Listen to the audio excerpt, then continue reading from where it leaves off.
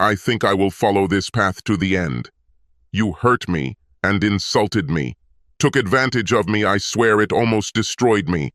When I needed your devotion, you were nowhere to be found. You were cold as an iceberg in the sea. My love for you has lost its splendor. My pride has faded away. But now my heart is healing, and I have a really good feeling. I think I will succeed. It's been over a year since my wife began her affair with Howard Paddington. I had no idea why I let this go on for so long. Perhaps it was because I was comfortable. After I realized what was happening, I didn't care. I patiently waited for the day when she would serve me with the divorce papers. I didn't do anything to prepare, other than get myself in the right frame of mind. I accepted the fact that she would take half of everything I had accumulated with her. She would love to have this house and furniture. The appraised value was less than what the mortgage is now. We had just enough money saved to pay for 4 years of college for our daughter, Jenny. In another 3 years, I would have transferred the rights to the company, and it would probably demand some of these funds. Marcia has been fairly low-key about her romance. The biggest problem was that Paddington worked for the same company as me. He worked in a different department and received a salary 1 step higher. At least he was single and quite attractive. What I didn't like was his arrogant attitude. It was easy for me to avoid him at work, and the only time I was forced to interact with him was in the company's social relations department. Everything was decided quite quickly. Jenny left for her first semester at the University of Pennsylvania, and Marcia and I were home alone for the first time in 18 years. Normally, this would be a good opportunity for a couple to start increasing their sexual activity, but not in our home. Marcia was always too tired or too busy for me to care. It was Saturday morning. Marcia was in the shower and I was still reading the morning paper when the phone rang. I wasn't expecting a call, so I just sent it to voicemail. It was an interesting message to say the least. Malcolm, the jeweler, is calling. Your watch has been engraved and you can pick it up anytime. Thank you. Well, that was interesting. I don't wear a watch and never have. It bothered me like hell that I had something hanging on my arm. Marcia had no reason to engrave anything on her watch, and Jenny used her cell phone to check the time. I've never been one to rummage through my wife's purse or anything, but today I felt a strong urge. The receipt from the jewelry store was tucked into the pocket where she kept her credit cards. I read it carefully. Tag Heuer Carrera, wristwatch with black alligator strap. Forever March engraved on the back. 3,900 Pazurguaus, paid in full. I carefully put it back and got myself a cold beer. I knew damn well it wasn't for me. Marcia had just returned to the living room when I went outside to start mowing the lawn. It took twice as long as usual to finish the yard work, but it gave me a good chance to think things through. After dinner, Marcia told me she was going to spend the night at her sister's house in Frackville. She didn't notice the wide smile on my face. I spent the rest of the evening getting my affairs in order.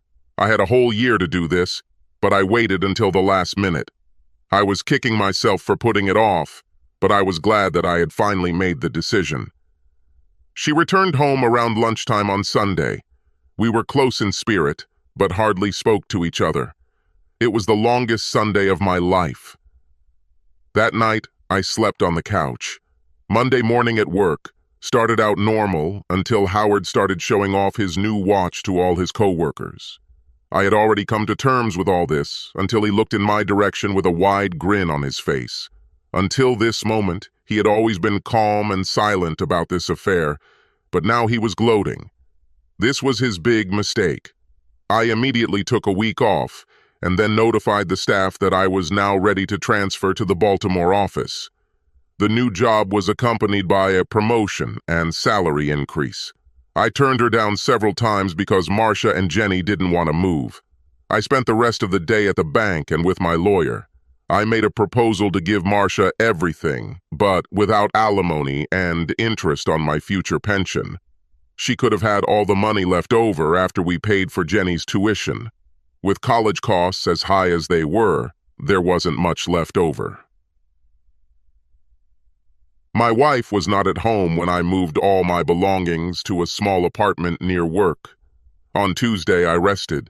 The divorce papers were delivered to Marcia on Wednesday. She called me.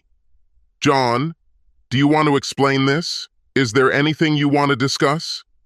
"No." "Why should I sign these papers?" "Marcia, this is long overdue and you know it. Signing the papers will just fix everything. I'm the one who gets the short end of the stick.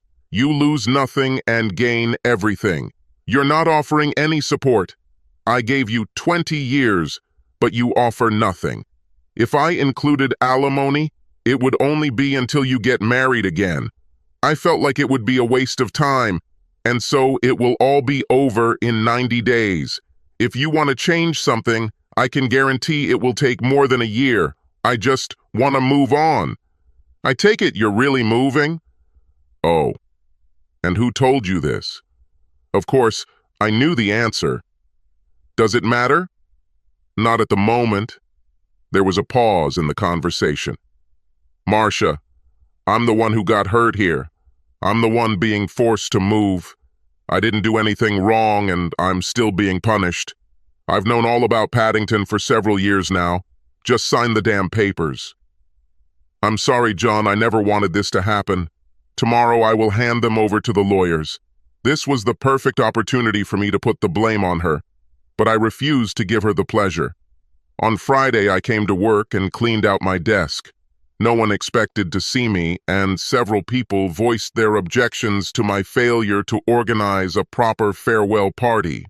I wasn't in the mood to have fun. It took less than an hour to clean up. Before leaving, I called Jenny and explained the situation as best I could. "How do you tell your daughter that you are leaving her mother without giving a good reason?" She asked once and then dropped the topic as if she had some idea what was going on. I didn't understand how she could not know because it was so long ago.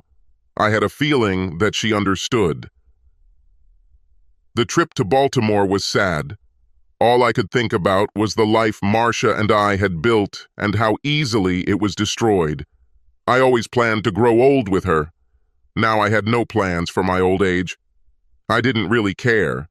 Marcia never once apologized for her actions or even acknowledged them. We avoided this topic. Naturally, we both knew what was going on, but neither of us would be the first to bring it up.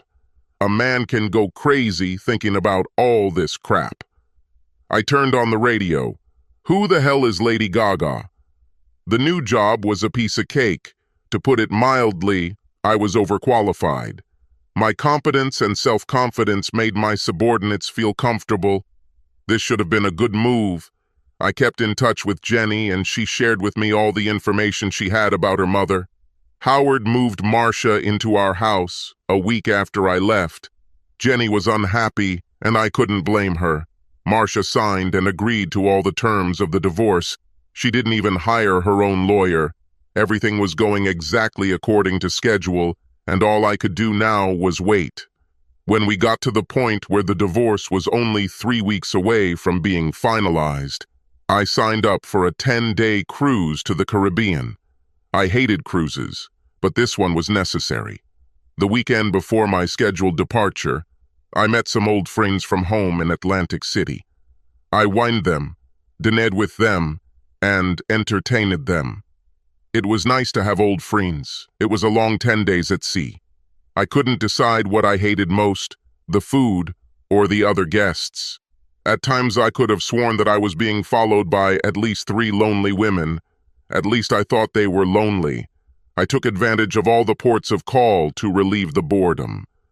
When I finally returned home, several guests were waiting for me. They were detectives from Baltimore, but they were there at the request of the Pennsylvania State Police.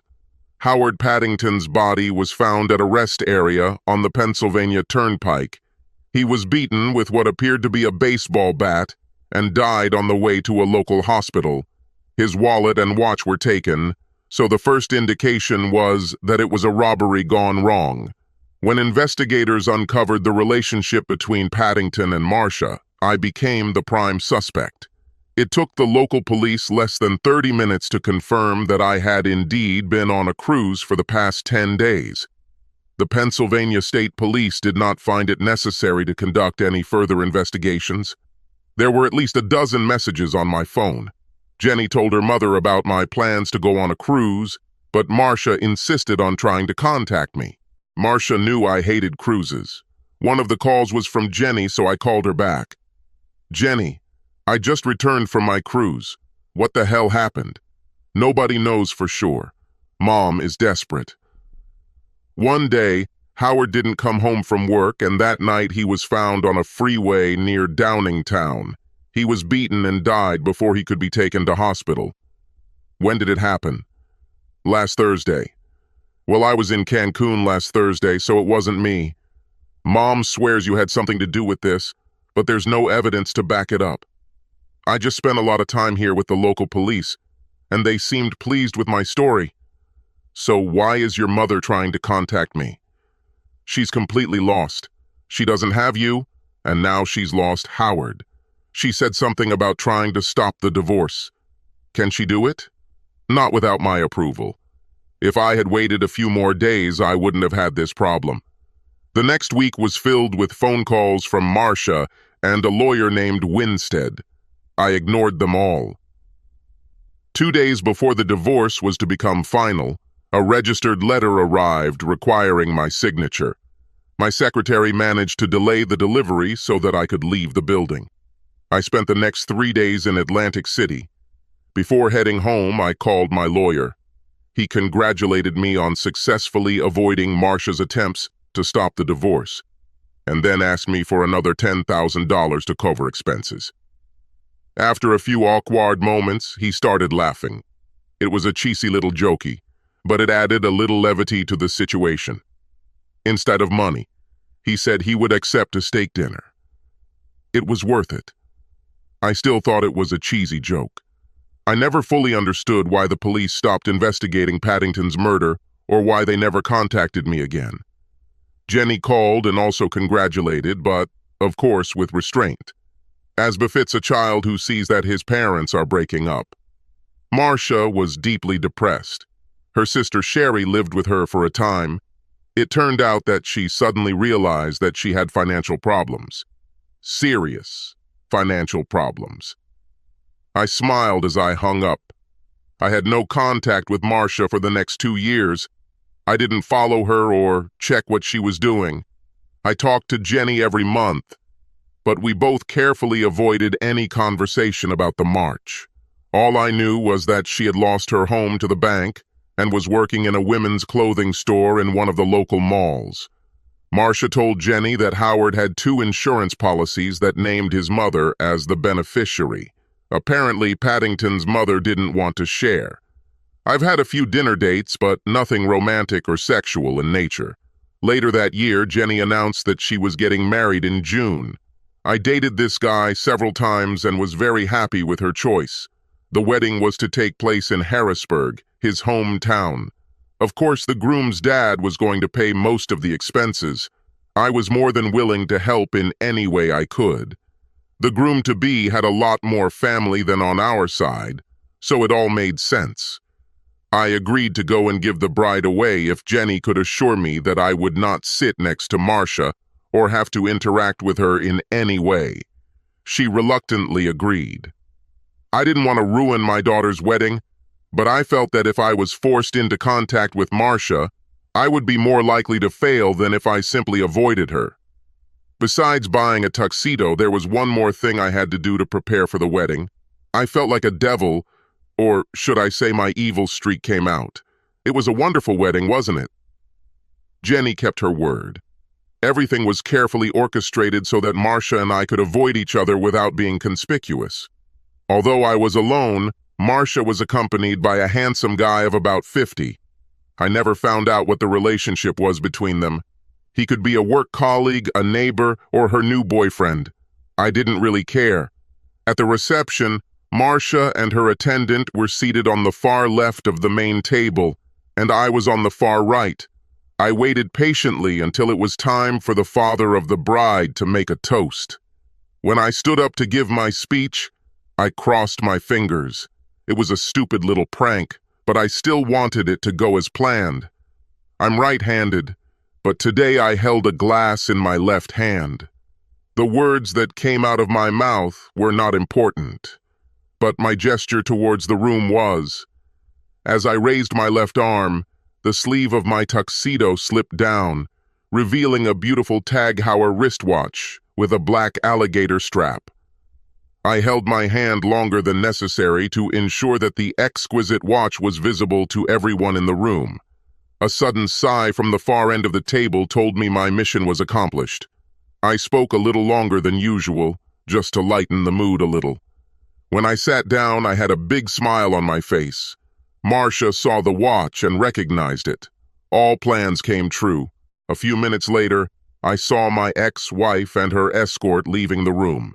She was upset, but I couldn't tell if she was crying or not. I wandered around for another hour like a dutiful father, and then quietly left and returned to my hotel room. That night, I slept restlessly. I wasn't sure what Marcia would do or if she would do anything at all. If she had done nothing, I would have known that she had accepted her fate and was ready to move on. If she was still upset about what happened, I might have had visitors. The answer came at 6 a.m. Mr. John Terrell. There were two of them, in dark suits. I suddenly had a vision of Will Smith and Tommy Lee Jones in Independence Day. As I answered, I laughed to myself. Yes, how can I help you? A dominant man in a suit identified himself and his partner and then asked to come in. They were not local, but from the state attorney's office. I wondered who got them out of bed so early.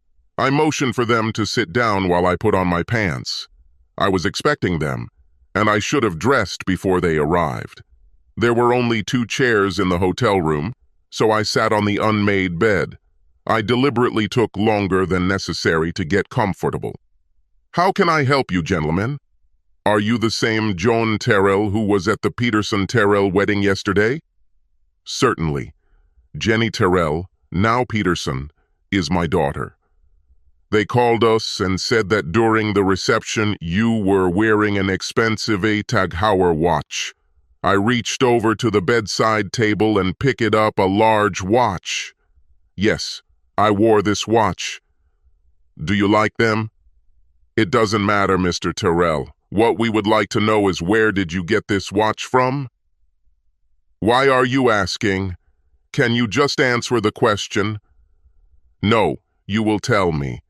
Why you want to know where I got it and who told you I had it, and I will answer your questions. Mr. Terrell, we try to make this as simple as possible. Could you just answer the question? Fine. I bought a watch on eBay. Now tell me why you want to know. A watch exactly like the one you are holding in your hands was taken from the body of a man killed in Downingtown 3 years ago. I'm sure there are many watches similar to this one. Could you be a little more specific? They felt a little uneasy. I got the feeling that they were just going to drag me into some government building to finish the conversation. Mr. Terrell, did you know a man named Howard Paddington? Of course I knew. I used to work with him, and he is the man who had an affair with my wife, which, by the way, became the reason for my divorce. Mr. Paddington had the exact same watch when he was killed. How do you know this? There was no response from my 2 visitors. Did he have a watch on him when he was found? They both shook their heads in unison. Do you think this could be his watch? They were supposed to be in control of this informal interrogation, but they seemed to be losing their composure. Who the hell told you it was Howard Paddington's watch? Your wife, Mr. Terrell. Your wife identified the watch. And how did she know it was his watch? There was a slight hesitation. She claimed that she bought them for him. Maybe you should talk to her? There was no answer. That's all? Is that all you need? There is an engraving on the back of the watch that will confirm her statement. Can she prove that she bought this watch? She has a check. Damn it. I also have a receipt. Here, let me show you. They sat quietly while I took a folded piece of paper out of my wallet and handed it to them. The main guy looked at the paper to me. "This is from eBay. It says you bought the watch for $49. "Yes, but I had to pay another $5 for delivery." "You bought a Tag Heuer watch on eBay for $49. "Not really. Look carefully at the description." They both looked at the description and didn't notice the wide smile on my face. "It says Tig Heuer, not Tag Heuer." "Here, look at the clock face." Suit number 2 studied the dial carefully as I handed it to him. He turned to his partner. "It says Tig Heuer here. Gentlemen, did my wife buy a Tag Heuer watch for Mr. Paddington, or did she buy a Tag Heuer watch for him?" Both of them had a look of disappointment on their faces. Things didn't go as they planned. "Can we look at the back of the watch, Mr. Terrell?" "Do you want to check the engraving?" "Yes. Do not you mind?" "No. Not at all."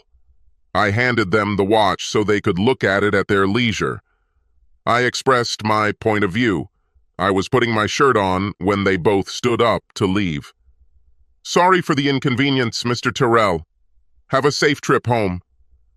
I closed the door after they left and looked at my watch. I was glad I spent the extra $20 to have the back of the watch engraved. I turned them over and laughed when I read the old English inscription, "Eat shit and die." It would be just as easy for them to check the serial number of the watch, but it wouldn't be nearly as fun. I drove back to Baltimore knowing that my wife was still unhappy with how I handled the situation. I guess I can't blame her, but I was hoping there would have been a little remorse on her part. I was upset because she still wanted to hurt me or get even.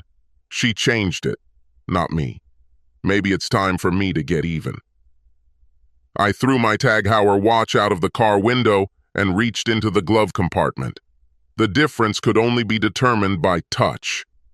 Before putting on the real watch, I read the inscription for the 1,000th time. "Forever March." I hated wearing watches, but maybe I can get used to wearing this one. I'm going to walk this path to the end, just like old Blue-Eyed said.